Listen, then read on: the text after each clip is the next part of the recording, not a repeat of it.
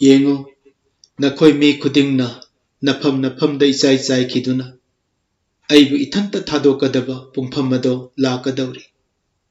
Hoi, madu lakle. Adum oinamak ay itanta natte maramdi ipana aiga loinari. Apabu apaw Johan tarataruki pada kuntragani thoidagini. Taminakraba singitakta mapoi bungona thaujan pinabibo oisan. Ibungo Jisuna hai awaba matam ama lakani aibu thadok piragani noidi satkragani. Itanta ngai haurani. Adubu ay itanta natte ipana aiga loinari. Aduna takpadi magi punsi khongchat se isorga loinana chatpa khongchat amani journey amani. Haibase mistake khoin uba phange. Masida yumpham oijaraga ngasigi nifuga mapan suba apabu apaw asigi title mingthol se ichilinau sing isorga chatminnaba aikhoigi khongchat English study our journey with God haina ai thamjage. Aikhoina mi oina poklaga aikhoina leiriba taibang palase aikhoigi panthongpham destination adu natte. Leiramdabadagi taibangda thungaraba maramna masi panthongpham natte. Taibang palasiti khongchat journey amagi khongsanba hophamni. Aduna taibang sida mi oina poklaba mi oiba pumnama hek pokpa numitagi panthong amagi damak aikoi chatpa haurabani. Aikhoigi taibang palasida hingminnariba mi oiba kudingmaki punsi se lepa leitana adumak chatliba journey amani maramdi phammabasu chatli tumlabasu chatli leptuna leirabasu chatli chatloi haiba yadaba matam mahakna puduna chatliba panthong ama natraga ama apaba natraga phattaba panthong pham amada norok amasung sarga anigi manungda amadi thungadoraba khongchat amani. Khongchat ase taibang pandagi hauraga taibang pan se lanthoga tamna leikraba panthong ani sigi manungda ama yaunaba chatkadoriba. Panthong ani edudi koina khangi sarga natraga noro sini. Haiba panthong ani ma se aikoi udri amat. Udriba khangdriba mafamnina chatliba khongchat asida kanagumba amanadi soidna singbidorabani. Mado norok chatkadaba oiragadi lai phattabana singdoini sengdaba thawaina. Sargagi khongchat ai sargada thungjagi hairagana isorgi thawai asengmana maga machatminnaba se koi maru oi. Nauna pokpa haidana Bible dati mayek sengna lei. Nauna pokpa nattaba nauna poktriba mi khudimmak se phattaba thawai pap ki makhada adumak lei. Mi pumnamak pap cheli. Mi pumnamak se pap na kuyom oiduna poklabani hek pokpa numitagi pap sina yomduna poklabani. Romans ahungi kulumdoi laisol isai yangkai matogi manga anisda uba phangi maramdi mi pumnamak pap cheli pap ke atongmandi sibani Romeo taruki kulumdoi da adudasu uba phangi. Mi pumnamak pap cheli punsigi khongchat asida paptagi pongning hongaudrabadi aikoida cheliba pap asina adumak guide oiraga lusingbiraga maga chatminnaduna aikoi norokta thungadorabani. Pap chenba midi paptuna adum chinga pugadorabani. Adubu sarga changjagi. Sarga lambida chatke na hairabadi pap chendaba isorgi machanipa. Asengba Jisu Kristagi cross tagi tabi khiba eduna matam leiringaisda ipap cham thokcha horaga anouba punsi ama oina isorgi thawai asengbana chingbiraga ne chatpa journey oiba tai maduna alhaudrabadi ekoi sarga gidi atai means leite ahanba John amagi taret Romeo nipangi taramari da iduna lei. Ibungo Jisuna hai aina nakoibu thadu oye pitat pat pamachagumna ai soidna lakani noibu chingbiba John taramari train pad yaw. Ibungo na sebok singda haibirami. Yengo taibang pan bagi aroi fau base ai na khoi ga loina na lei ma thik pungani pan gi kun ta khoi u phangi karam ba mong da loina na lei doi ba thawai aseng ba thabir aga thawai aseng ba gi baptism tawbiraga maha ka loina na punsi se thawai na singbi du na satkani ai ga journey ba satmin na si hai ba isor gi thawai dumak jisu christ gi represent tawri bani mado pakhon chat pa singi thabak amagi mari manga da mana haibiram mase mahakna thabirakpa thawai asengba aduna aikhoi bu leiminaba magi hingminaba mana singbiba mana takbiba tambiba isor su oja su marup su oibiba adugumba punsi gi journey sida satminanaba journey with god adugi guide oibike habasini ibungon haibirami achumbagi thawaina lakpa matamda mahakna nakhoibu achumba pumnamakta singbigani mahakna tarak khudimmakta nakhoida mangjauna na tungda thoragadabadusu han haidokpigani John 13:13 masini ngasigi sermon asigi theme hiram isor gi chatminnaba khongchat our journey with god haina aina thamjaningli base silinau sing journey khongchat mase one day walk nomagi khongchat oiba yai natraga day by day journey nomagi atum leptana chatpa khongchat oiba yai natraga our life's journey aikoi gi punsi gi khongchat oiba yai hairiba singa sigi manungda aikoi khongchat makhal kharasida aikoi chatti chatlabani masida isorga chatminnaba asibuni our journey with god hairibase punsi gi khongchat asida isor maka chatminnaba asibuni isorga chatminnaba hairibasina aikoina isor ningdrabasu aikogi punsi se pap ka thum chatminaduna lai aikoina prabhu jisu christ gi mapana pap kokcharaga magi thawai ga chalhoragana journey with god isor ga chatminaba punsi aina kau ngasigi sermon asida ai preacher ani hum dagi khara mot lawjai adu pastor Donny writings dagi ai yamna pamjai magi wahi mangondagi aina thengnajaba khajiktang hapjage normal preacher singa punna tinarami khwadi senior most retired pastor amaga naha oribe inkhalak leba machin tumlak leba phawgalak leba preacher khar mayam yaram makoi mayam gi tinaba numit adu maru oiba numittuda loisallakpada psalms number 23 ase pathokpagi thoram ama thamlamni mi anina pabinaba khandoi amana youngest preacher aduna amana khwaidagi ahaloiraba retired pastor mangai niklaba amaga khandoklami pabagi matam laklabada naha ado han kauthoklamni naha aduna sukki matik phajana laisol isai psalms 23 ase kulum doise phajana parami prabhu devi sembi mapuni haibase yam sengna pathore aroiba phawase asukki matik phajana man pakhre paba hek loibada miyamna khuba khubase kuina loide asukki matik launa duni shor thagala khuramni maramdi yam phajai ani subada khwaidagi ahloirba retired pastor dugi matamam yaure mabu panama kokthokpu matamda mangai niklaba ahando saisu paidradi hagot ngamde saisu pairaga sumi mana ngaklo pidragadi amuk satpasu ngamde wana chingduna pulpit yauna purakle pulpit yaurakanda ma bible adasu pabat udaba maramna ano ado lokthok upchare madudagidi ano upaga hangdokpadasu matam yamna changi laisol isai kulumdoi sima hangdoe adubu hek pabada thoktabanina nontharaga natraga kharabu nonkhalaga khwaidigi sengna uba mapadu seme madudasu matam lawi adudagidi mana yamna tapna paba horami the lord is my shepherd haibase mangai ni aniga yamna tapna ma paba hore the haibase the phane koini changi lord haibase yam sangna singi my shepherd haibase thak ni aga asum tapna makutna namnaga paba horami mi kharna tumin nokning lami khara amana ngaiba ware adana yang tingli yang liraga lerami khara amana hol mathakti yang khalami amaga yengnara noknarami matam ngaiba wadori da haina sonara sum adubu madi paba haukrabanina tapna amumoksu mapi taraktana mapi taitho aga yamna wana par aladuna he makes me lie down in green pastures he leads me beside still waters singbi aibu aruba isin irenda ꯃꯍꯥꯛꯅ ꯌꯥꯇꯥꯍꯟꯕꯤ ꯑꯩꯕꯨ ꯑꯁꯪꯕ ꯁꯟꯖꯥꯕꯨꯡꯗ ꯍꯥꯏꯔꯛꯄ ꯃꯇꯝ ꯑꯁꯤ ꯌꯧꯔꯛꯄꯗꯗꯤ ꯉꯁꯥꯏ ꯅꯣꯛꯅꯔꯝꯕ ꯇꯤꯡꯂꯤ ꯌꯥꯡꯂꯤꯔꯝꯕ ꯍꯩꯅꯗꯅ ꯃꯊꯛꯇ ꯈꯔ ꯌꯦꯡ ꯑꯃꯒ ꯑꯣꯟꯁꯟꯅꯔꯝꯕ ꯃꯤꯌꯥꯝꯗꯣ ꯇꯞꯅ ꯇꯞꯅ ꯎꯟ ꯋꯥꯏꯃꯨꯛ ꯆꯤꯛꯅ ꯇꯨꯃꯤꯟꯅ ꯂꯩꯅꯈ꯭ꯔꯦ ꯃꯗꯨꯗꯒꯤꯗꯤ ꯑꯍꯜ ꯑꯗꯨꯅ ꯃꯄꯤ ꯇꯩꯊꯣꯛꯂꯒ verse 4 ꯑꯗꯨ ꯄꯥꯕ ꯍꯧꯔꯛꯏ Yeah, though I walk through the valley of the shadow of death, aina asibagi tampak hauduna chatlabasu aingonda akiba leiroi maramdi ibungon aiga loinari magi saisu sairengna aibu ngakpi chenbiri haibase parakpa matam yaurakpadadi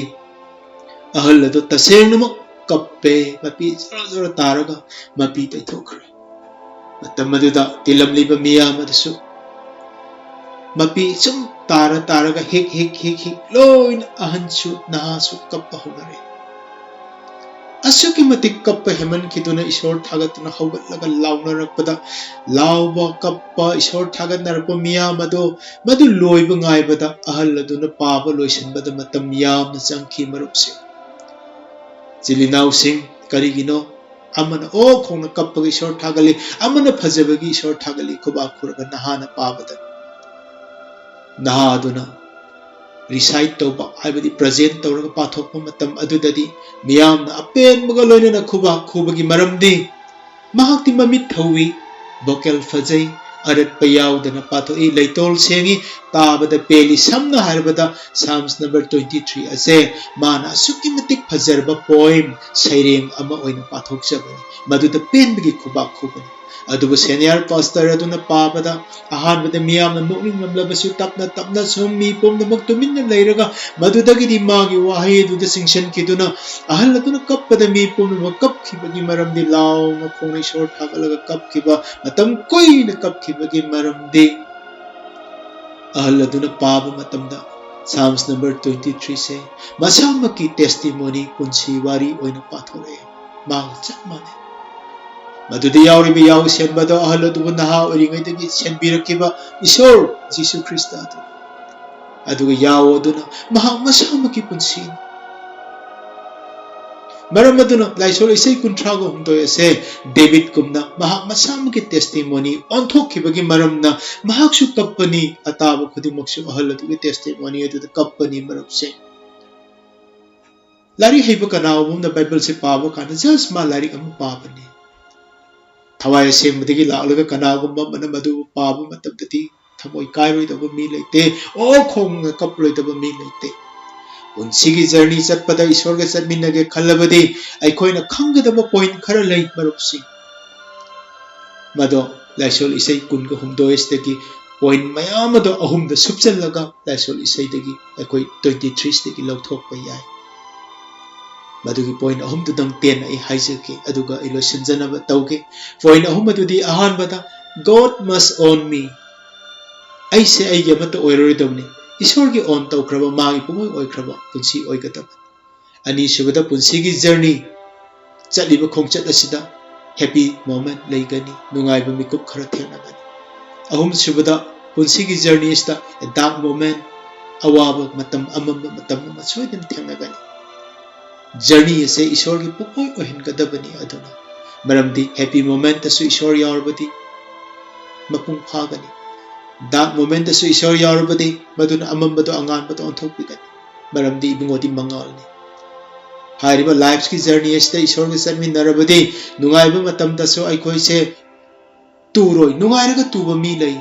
napal da tuba mi lei pham chawr basu turoi nungai basu mapung phagani yaithat biba thugai basu ngamoi thawai degi lakpa nungai badi ishor ga loina ba nungai badi mapung phagani maramaduna happy moment asu ishor ni oi awaba amama matam thengnagani punsi gi poloi lakpata chena khaina ba lakani taibang thadok lomdai lakani punsi is the pandemic su oi bi prithvi gi laina la chetna su akiba awaba disaster su oi bi thengnara kadaba adu tasu ibungona loina ba maramna even asiba gi tampak phawruna chatlabisu ai koida akiba phawro maramaduna journey with God masigi matang aina hai kriba ahum se number 1 punsi se isor ga chatminage harbadi God must own me ai se isor gi pu oi gadabani ai gi oiraroi dabani ꯑꯩꯅ ꯄꯨꯛꯅꯤꯡ ꯍꯣꯡꯕ ꯅꯨꯃꯤꯠꯇꯒꯤ ꯇꯥꯏꯕꯪ ꯄꯨꯟꯁꯤ ꯂꯣꯏꯗꯨꯅ ꯑꯋꯥ ꯅꯨꯡꯉꯥꯏ ꯑꯅꯤꯃꯛ ꯊꯦꯡꯅꯔꯒ ꯏꯕꯨꯡꯉꯣꯒꯤ ꯃꯥꯡꯗ ꯂꯦꯞꯄ ꯅꯨꯃꯤꯠ ꯑꯗꯨ ꯐꯥꯎꯕꯗꯅꯦ ꯑꯩꯒꯤ ꯄꯨꯟꯁꯤꯁꯦ ꯃꯥꯒꯤ ꯂꯤꯆꯤꯡ ꯃꯈꯥꯗ ꯃꯥꯒꯤ ꯄꯥꯝꯕꯣꯝ ꯃꯈꯥꯗ ꯃꯥꯒꯤ ꯋꯥꯍꯩ ꯏꯟꯖꯗꯨꯅ ꯃꯥꯒꯤ ꯇꯨꯡ ꯏꯟꯖꯕ ꯑꯗꯨꯕꯨꯅꯤ God must own me ꯑꯩꯁꯦ ꯃꯥꯒꯤ ꯄꯨꯡꯑꯣꯏ ꯑꯣꯏꯍꯟꯕ ꯍꯥꯏꯕꯁꯦ ꯄꯨꯟꯁꯤꯁꯦ ꯏꯁꯣꯔꯒ ꯆꯠꯃꯤꯟꯅꯒꯦ ꯍꯥꯏꯔꯕꯗꯤ ꯑꯩ ꯃꯍꯥꯛꯀꯤ ꯑꯣꯏꯒꯗꯕꯅꯤ ꯃꯔꯝꯗꯤ ꯏꯕꯨꯡꯉꯣꯅ ꯃꯍꯥꯛꯀꯤ ꯃꯔꯅꯥꯏꯒꯤ ꯑꯣꯏꯕ ꯌꯥꯎ ꯑꯣꯏꯍꯧꯔꯕꯗꯤ ꯃꯥꯒꯤ ꯃꯔꯅꯥꯏꯒꯤ ꯑꯣꯏꯕ ꯌꯥꯎꯁꯤꯡꯕꯨ ꯃꯃꯤꯡ ꯄꯟꯗꯨꯅ ꯀꯧꯕꯤ ꯑꯗꯨꯒ ꯆꯤꯡꯕꯤ ꯃꯥꯒꯤ ꯄꯨꯡꯑꯣꯏ ꯑꯣꯏꯕ ꯑꯗꯨꯅꯤ ꯃꯔꯅꯥꯏꯒꯤ ꯌꯥꯎ ꯍꯥꯏꯁꯦ ꯃꯥꯒꯤ ꯃꯔꯅꯥꯏꯒꯤ ꯑꯣꯏꯕ ꯌꯥꯎꯁꯤꯡꯅ ꯃꯍꯥꯛꯀꯤ ꯇꯨꯡ ꯏꯜꯂꯤ ꯃꯈꯣꯏꯅ ꯃꯍꯥꯛꯀꯤ ꯈꯣꯟꯖꯦꯜ ꯈꯪꯉꯤ ꯑꯗꯨꯒ ꯃꯈꯣꯏꯅ ꯑꯇꯣꯞꯄꯒꯤ ꯇꯨꯡ ꯈꯛ ꯏꯟꯗꯦ ꯖꯣꯟ 10:3-5 ꯃꯁꯤꯅꯤ God must own me ꯑꯩꯁꯦ ꯏꯁꯣꯔꯒꯤ ꯄꯨꯡꯑꯣꯏ ꯑꯣꯏꯍꯟꯕ ꯍꯥꯏꯁꯦ ꯃꯥꯒꯤ ꯃꯔꯅꯥꯏꯒꯤ ꯌꯥꯎ ꯑꯣꯏꯒꯗꯕꯅꯤ ꯃꯃꯤꯡ ꯀꯧꯕꯤꯔꯛꯀꯅꯤ ꯃꯃꯤꯡ ꯊꯣꯟꯕꯤꯔꯛꯀꯅꯤ ꯑꯩꯒꯤ ꯏꯃꯤꯡ ꯊꯣꯟꯕꯤꯅꯤ ꯏꯃꯤꯡ ꯀꯧꯗꯨꯅ ꯆꯤꯡꯕꯤꯒꯅꯤ ꯁꯦꯟꯕꯤꯒꯅꯤ ꯑꯩꯕꯨ ꯃꯁꯤꯅꯤ my journey with God ꯏꯁꯣꯔꯒ ꯆꯠꯃꯤꯟꯅꯕ ꯑꯩꯒꯤ ꯄꯨꯟꯁꯤꯒꯤ ꯖꯔꯅꯤꯒꯤ beginning ahauba adu sidagi haugadabani God must own me aise isorgi pura oikhragadabani masimak aina tawba ngamba matamdo haibi inba matam magi waida magi tung injaba magi pabo makhada magi maranagi oina aise pungkat kathoktuna magi oiraba matam adudani the Lord is my shepherd prabhu di aibu senbiba mapuni haina David kumna nannasu ainasu thajaba asi tawba mi kudimuna haiba ngambani matam adudani itomta David kumna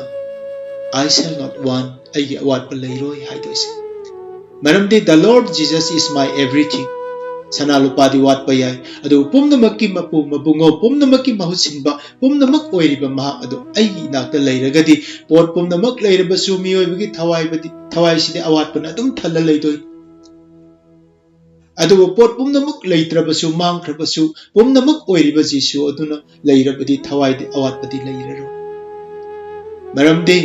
mahakti aigi pumnamakni Jesus is all I need aigi pot khudimuk wali adu pumnamak adu oiriba adu aigi jisu khakta miyoibagi punsida pot pumnamak leiba aduna leiba kaute pumnamakki mapu pumnamak adu oiriba jisu phangba aduna wataba haina kaudoini aduna ni Davidna I shall not want haise madu Philippians 3:8-9 da madugi maram adu sengna khamba ngambani Paulna sandokna takpibani pumnamak oiriba jisu adu phangnaba pumnamak adu amang koina aina thadokre haibadu aigi punsigi awatpasing ado sargagi ipana loina khangbibanina ma leiba duni maru orise mathi 3:9 naya ka thokjingai nangna nit oiba awatpado napana khangbi aigi awatpa loina khangbibe ipa isorna aibu senbiraga aigi yaw senba oibirabadi madudani Davidna declare toribado I shall not want aigi awatpa leiroi masi number 1 point number 2 our journey a happy moment nungaiba tangkak ama soidana miyobi punsida khoi thengnagani miyobi punsida happy moment leigani nungaiba mikupsi adubu isorga chatminnaba nungaiba aduga isor yaudana thengnariba nungaiba gadi yamna khenagani daisul ise kolumdagi verse 2 potha hanbi aibu ibungona asangba sanjabungda potha handoise kari marungi ai potha ngamdoino pesa paiba potha ngamde hojik ina kumba building wangba pham chawba sing potha bangamde adum mayok na dunu lay awaba tongan ba side tagi laiba pressure mayam adum nungai ba masak khangde watabadi sen thumdi watabi yai adubu isur di wat panina nungai ba ti sukhang phang potha hanbi ba nungai ba haiba se sanalu pade yaude ibungo na potha hanbi ga dabani isor ga satmin naraga isor ibungo dona magi sai su sereng na aibu ngakpi senbiraga protect to biraga potha hanba haibase protect leiraka potha ga dabane yum ma phasana leirabadi nupi ma nupa ma thonglon chalaga manungdu ta nungaina macha angang khara orsu mama pa leitra pho tumjaba ya lamhang amada karimata protection leitaba free oiba mafam amada nupa na tang nupi ma tumduna hingama leiba se danger ni potha ba phangwa maramaduna ibungo di aikho gi yum ni changja phamni mahaka satmina ba journey oirabadi potha hanbi ba haibase sanjabung to tanungai na koi phangjagane ba protection do mana to bi banina masini journey da isoga samina ba maru orise ताइबंगपान गिसु असंग संजाबुम ले ईश्वर गिसु असंग संजाबुम ले खेनबदो हाइजेगे ताइबंगपान बगी संजाबुम दी पुक थन्न मयाम चाथो उरगा आई इतोमता नुंगाइन पोथादना लेरगे याता के गांतम कुनगे हबसे सुगम गमोय तुम्बा यारो मि उसिनबे यारो पोथापुम खंगलोय मरमदी कैसा लाकपे याय नोंसा लाकपे याय कई लाकपे याय नत्रगा याव हुरानबा लाकनी मागी गालो प्रोटेक्शन लेते ताइबंगपान ददी प्रोटेक्शन लेते मीना मीबु गाकपा याबा नत्ते मीना मीबु संट्री तौबदी ममिंगी वानी मरम मदुना माबु प्रोटेक्ट तौबिनबा लेतबनिना पोथा फपा सुफंग फंग महा मसाना कयम खुदोंग थिबम लापदा मसाना थेंगजब ताई अदुबु ईश्वरगी संजाबुंगदा अखोइना मागी प्रोटेक्शन मखादा मागी गाइडलाइन माना सिंगबीबा मखादा बुक्थन सजिक चाजरगने नुंगाइना तुमन पोथाबा मतमददी इबुंगोगी सईदो पायरगा फम लेबनिना लाई फत्तबा मत कैसाल याव किजेसे तसु चंगप ngमोय करिंगबा पोट मतन आइगी पोथाजब नुंगाइबदो तुमखुन तानबदो मिकअप थोक्त्रिबो इपान कनानसु कायहो हल्लोय कना डिस्टर्ब तहल मदुनी ईश्वरगा समिनबा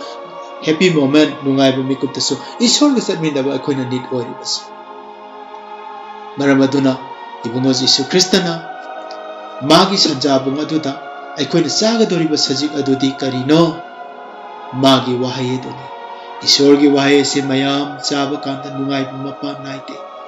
इबुंगो मक्की थवाइदा अखोइना मागी वाहय दो पेथना लेबा मतमदा पोथाबा नुंगाइबा फंगजै कयागी मतिक अखोइसे लेबा फक्रबनो मरम अदुना आइदी थोंग अदुनी कनागुमना इगोंदा चंगजरबदी आइगा समिनरबदी महाकु कनबीगनी अदुगा महाउना सथोक चसिन तौदुना सजिक चाफम फंगजगनी जोन तरागी मापनदा ईदुना ले इपुक थन्न सजिक चाजब मीन्स इबुंगोगी वाहय इबुंगोगी अथंगदो अहिंग नुंथिल अनिमक्ता डे एंड नाइट मेडिटेट तौजब सोनजब मदो साम्स 1 की 2 अदुनी लाइसो इसै अमुक अनि मदुता कयादा नुंगाइजब पोथाबा फंगजब मरमदि he leaded me beside still waters Singbi aibu atappa isingi irelda masina God's refreshing power do utbani nungaina pothala saraga su toktri amu atappa isingi irel tan singbi ga dori isingi irel da khoi bu singbi do ise khawram ba su ko hannabani hakchang ya mot pa su sam thok pinabani aduga refresh tekhat hannabani ibungona ikhoi bu isingi isel tamna singbi bagi maramdi khawrang ba ko na ba khakta natte isagi amot pa samna ba khakida natte अखोई की पुंसीदा मही यामना पानबा मना खुइथब नाइदब उपाल ओइननबा चेलिब इसिंगी इरेल तमना चिंगबीबगी मरमदे करि हाइना high Lysol इसै अमगी अमदैना अहुमसे पाबो तमदा असुमाइना high चेलिब इसेलगी तोरबानदा थाख्रबा मना खुइथब नाइदब उपालगा पांखक ओइदोना अखोइना तौजरब खुदिंगदा याइफबा खक्ता ओइननबगी दमक चिंगबी माना अखोइबु इसिंगी तोरबानदुदा मना खुइथब नाइदना कुबी काले नाइदना मही यानबसु लेप्तनबगी दम चिंगबी onsi se kayada happy moment da sukmaga satpasi kaya kanakra maduni he restored my soul ithawai bu tekal hanbi ithawai bu watha hanbi haibase maha na singbi ba mana direction pibiraga punsi ki option punsi ki diversion matamda somda lao aidan mana direction pira singa pubi bu mafam du dadi cheli bu isela du tana singa mana kuithaba naidraba adugumba mahiyan su leptaba तौजरब खुदिंग द prosper साखटपद ओइबा हाइबा लाइसोल इसै 1 की 1 to 3 से मदुनी इसिंग एल चिंगबी हरिस मदुनी जर्नी विथ गॉड ईश्वर ग सटमिन बगिन नुआइ से मरब से ही लीडेड मी मान आइबु चिंगबी कदाइ द चिंगबी रिबा अचुम पुमनमुक्त थवाय सिंगबी इसिंग इसेल तो हिंगलिबा इसिंगी इफुत्तो आइगी नुंदा लाकनबा मदु फम योमना अचुम्बा पुमनमुक्त थवाय दुना सिंगबीगनी फ्यूचर डायरेक्शन सुमाना ताकपीगनी जोन तरा तुकी तरा हम तोदे इबुंगोना मांगजौना हाइदोक पिरमदा अमसुंग हिंगलिबा इसिंगी इफुत तमना माने खुब चिंगबी हबसे जोन मरीगी तरा दैना तरा हम दोइ फावदा कोइ उबु फंगे ईश्वरगा सटमिनबा पुंसीगी जर्नी की हैप्पी मोमेंट ती यामना ममल यामी मरुप सिंग ताइबंग पानबगी ईश्वर यावदना फंगबा happy moment Singh the सतन some minute अमदा खंगौदबा मिकअप अमदा अदुम लोइरी हारगा लोइसनगनी इबुंगोना पीखिबा ibungoga satminabagi nungaiba mikupti kanamtana loisanbasu yaroi parmana hobikraba thabakto mapung chana aikoi thawai harauba nungaiba pibigani hairiba singase isorga satminaba punsigi nungaiba matamsing adugi matang happy moment adu kardam panjabani matam tension lakpanina ai samjanjage matangda our journey at that moment amamba mikup ama soidna punsigi journey da koi thengnadaba sukya yaro nuksiba nupi khanghaudana leitaba ya khanghaudana mapuroba kaina khiba ya nuksiba macha kaina ba ya isa nupa nupi po ena sauthok charaba iya phange imau phange sauthok charaba pumna ma ko mirai bi khiduna ne seba ne na mamin khatoi na tawraba su ai khoi se moi gi polum oratuna ahalo ko matam ta ningba kaiba awawa amamba matam tengthaba matam soidana lakpa ya adugumba matam adudasu ibungona ne ai khoibo sukha thadokpiro lakpadi soidana lakani pau sandokpa ahungi amadaina marida kapagi matam lai nokpagi matam lai nungaibagi matam lai sagatpagi matam lai sagat khibada sidoknabagi matam lai awabagi matam lai tengthabagi matam lai hariba matam sida mi khudingmaktane haurakpa feeling ahum laigani awaba amamba mikup lakbadadi ngasai nungai khibada khangdrabasu warakpo mikup tadi mioi bada hiram ahum point ahum khak thawai sta soidna feel torakani number 1 aina themeri ba awaba se yam thuna tang lang tho adi loi krati phanida sima number 1 number 2 aiko yam ki gani kari tho ga degen khangu da khudong ti tang kak lak dum an bada thuna lan thokpa pam khini loisan number 2 da yam ki ba phawgani ahum subda thamoi puning se wa gani adu matam tu mase miyo bagi punsi da isor ga sami na banatrabadi asigumba awaba mikup amamba mikup lakpa kaya wa gani marup sing madunani isor ga sami na punsi ai matang sta panjari bas hariba point ahum sta David na hai irai lai na kari hai aina siba singya amamba gi tampak phawduna chalabaso aingonda akiba leiroi maramadun aina madu chenduna thuna lanthokna su naroi maramdi ibungona aibu loina beri verse 4 masini the secret of journey with God isor ga satmin na bahai masigi nungi what ama yari bado content adu karino madi aiga dum loina lai magi sai amasung sai suna aibu themjin bi your road your stop they comfort me journey is the isor ga satmin na ba matamda amamba awabagi matamdadi ibungo Jesu Christ gi khutta isor gi khutta sai ani khakpai amat nate number 1 the road sai mapai number 2 the stop sai shu supai sai amaga sai shu amaga ani pari bedo karigino ahan bagi sai eduna protect to binabani kanada yeknabu singdo aibu yeknaba awa anang piba laliba awa bagi amambagi tampak aduda asibagi tampak ki mami lakpo matamda tamnaba mayam mang takpo mayam kihanba mayam aibu lawba lakpo mayam adu protect to binaba sai ampai number 2 the stop sai shu mapai sai shu duna aibu thembi na bu care to amana yeknaba do manghanaba phura ta thokinaba loisan kinaba aibu wahandanaba number 2 ani suba jaituna aibu themjin binaba gi care to binaba bible na hai isor na magi pangal isor hai basina ne miyoi bagi nungai ba mikup tasu awaba mikup tasu God must own me ai se isor gi pugoi ohen kiba aigi oidaba adu oiradi nungai ba mikup tasu awaba mikup tasu aigi punsigi journey asida isor ge satminaba matamda isor mak aduna aigi pangal oijaba mido aigi pangal da ngaba iroksing da ngaba nataba isor ge pangal da isor ge loksing da chatpa mido yai phabani makhoina valley of baka tengtha na oibagi asibagi mamigi tampak phawduna chatpa matamda isingi put on olakani makoina hena pangal phangduna chatli miyoi amamamna sionda isorgi mangda lepi ai amuka pagi masi amnusi isorna magi pangal oijaba mido yai phabani makoina bakagi tampak phawduna chatni matamda isingi put olakani makoina hena pangal phangduna chatli makoi amamamna sionda isorgi mangda lepi my partner journey with God isorgi chatpani na panthung chap chana thumgani sargagi panthogi mangda lepkani ai explain pachana tawninge adu matam lejatre enok na sahi sahum isorga chaminaki aduga siba udana mahapu lokhat piki maramdi mahangna isorbo pelan ki haiba sakhi phangla mehoron mangagi kuni thoi gi middle part Ibriya Taramataki Mangad. Enoch na sahi sahom Ishorga Satminai. Ma Siba Udana Lokatki, Ishorga Satminaki, Karamaina Kangi, Karimaramgi, Enoch na Ishorga Satlino, Ishorna Mabu Lokat Bibi Maram Karigino, Maramado Pangle, Saki Lere, Nadudi, Mani Hingling at the Ishorbu Pelanki. Ishorga Satminaki Haradi Ishorbu Pelan Papuchiedo, or Patai. No Shilakpada, Tazaba Kutimak Tazaba, Tabak Yabanati, Silinausi. Nungsiba Marupsi. Tazaba Kudimakse, Tabak Yabanati have a sima equal combinasi. Tazaba Kudimak Tabak Yabanatrabadi Adugum Nane Christian Kudimaksu Ishmael Samida Banati Tazaba Pumnamak Tabak Yaw the Bakum Christian Kudimak Ishorga Samina but journey the Oite Komarup Sing our journey with God Ishorga Samina ba Ikogi Punsi Kongchat Asidane Awa Anangi Matamda Ishorna Koibasuta Tadok Pinada Tadok Pidanana Bagitama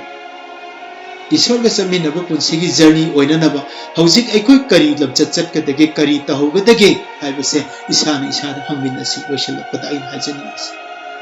Tazaba Kudimak Tabak Yawanate Christian journey Kudimak Ishorga Samina Panate Magi Magia Pamataro Nomizing the Ishor Tibala Suyaw Tangai Patan Nomi Persona to the other Bagum by Nomi Saxa Matan the Kaw and Sapo Diwai Sadi Havagum the Pratina going to my thought to me Yam Lady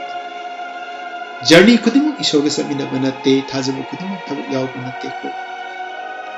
Ishorga Samina Punsi Koina Karamna Oibe Yagadage Aroiba Natragana Ishorga Samina Punsi Ibis Karino Mina Hanglabadi Karmai Kumbani Sarmana Siki Aroiba in Hanings Ishorga Samina Punsi has a Kadabu Kobage Answer Madudi Ishorga Samina Punsi Habase Ishorbu Pela Liba me Punsi Aduni Ishabu pen of a Tibagi Mahota, Ishorbu Pelaliba, me sing down, Madugi Marakta Ibungo lay, Maduni, Ishorga Satmina Punsi. Prop Pizarake, Enoch Nasahi Sahum Ishorga Satmina King, Aina Parker. Maramaduna Siba Udanamabu Lokatki Maramdi, Mana Hingna Lokat Pikipa, Mana Sahi Sahum Ishorga Tadopi the Ishorna Mabuloina Kiba Maramdi,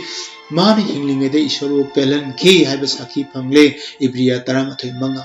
Jisuna hai yengo na koi mi kuding makna napam the isai sai kiduna ai ithanta thadoka da pumpham ado lakle adum oinama ai ithanta natte maramdi ipan ai ga loinari johon tara tru kunthra ni thoi awa anangi matam na sumtha thadok pide ipan ai ga loinai noina di ai thadok dori ipan di thado oi karmaina no mabu isorna maga satmi naram bise sumtha thado oi doise maramdi Ipa aduna ai thantabu thado piroi maramdi aina matam pumnamakta mahapu pelhanba thabak tawi jo nipan ki kumapan jo taratru kunthai toy ai busungtha thado oi noi nati thado jo nipan ki kumapan ai bu thado piro do bai maramdi aina hinglingai da matam punmukti ipa u pelhanba thabak adu tawi enok nasu isorbo pelhanba pelan ki haiba saki phangle maramaduna sahi sahum isorga samina ki jisu na chu sahi mana pokpa sahi kunthau ne makhadu isorga samina ki karamaina khangi mana suma pau pelan ba thabak tawre adu oradi isorbo pelan ba punsi aduni isorga samina ba punsi thabak yaw ba thajaba aduni ahing bu christian adugumna isorga samina ba christian aduni isorga samina ba journey punsi aduni achum christian haiba sim arupsi Paul na suhai Maramaduna, I coin Haksang the later basu, the Taga coin a Satoko or basu, I coin Ibungo Pelan Base, I coin Pandam to. Hingborasu, Siborasu, Christian Hise, Tauriba Kutimokse Atayamatanate Priti with the Magitum in Baksingi Tabakti, Mabu Pelan Bahibase, I coin Pandam ni. Our goal is to be pleasing to Him. 2 Corinthians Mangagi Mapan the Ubang. Ai koi hingbo rasu nungai bo rasu wa bo rasu sibai matam lak labasu mabu karam na pelhan gadege haibasina ai koi gi goal ni Christian gi atai pu barem bani maramaduna our goal is to be pleasing to him masi ma kaubiranu Bible gi aroi pada oti da Bible gi manumasta ai koi na isor ga satmin na kibu mi ahum khap phangi record ta phangi jisu yaudana nattana oti da makoi dudi number 1 Enoch number 2 Noah Amsung number 2 the Levi. Haribu makoi ahum masini. Makoi ahum di isorga set ki kadai da fangani. Genesis ki panduk manga pabiyu aduga panduk taruk pabiyu Malaki chapter 2 sida pabiyu adom na hariba singa se pabirabadine Ishwar ga chatminna kriba hariba miyoi ahum asigi account do nahana uba phangani makhoi gi lamchat ado NT dasu Thaujal gi jukta hingba oirabasu makhoi gi lamchat ado ikhoina ngasi Ishwar ga chatminna ge haridi tamjaba simaru Ahaba Thessalonica Mari gi amadaina 33 da Ishwar bu pelhanba punsi adana bisoy ama hiram ama yawbani mado phajana muktam horen pabiyu Ahaba Thessalonica Mari amadaina 12 Ishwar bu pelhanba punsi ado Ishwar ga chatminna punsi oigadorabani pabiyu madugi verse 1 do ai hajaramge Paul na hai nakoina karamna satkadage masum karamna Ishwar bu pelhangadage haibagi maramda aikhoidagi tamkhiba adudagi hena nakoina taunaba aini ibani Ishwar bu pelhanba lamchat punsi ase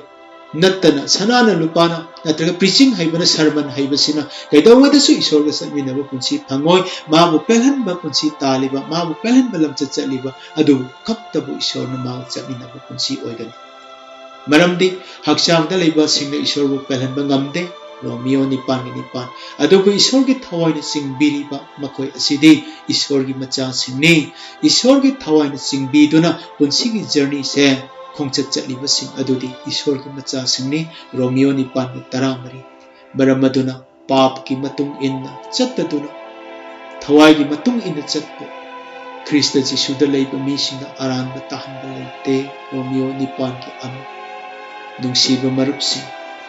Mahaku pelhanba punsi oiduna Christian oiraga aikhoina Ishwar ga chatminnataba oirabadi aikhoi ikaiba nangani poloida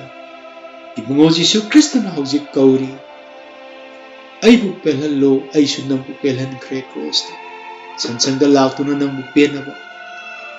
ai mina nungna thaba nangkhrabani miyamna aibu inthoki ipimungi phubiki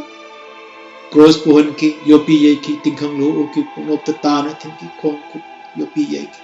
I pumba pi ki ising nang damta humang I honor gasimani da iwa ki nangi damak siki nangbu pen ba kini punuma do ipa bu pen aba nangbu pen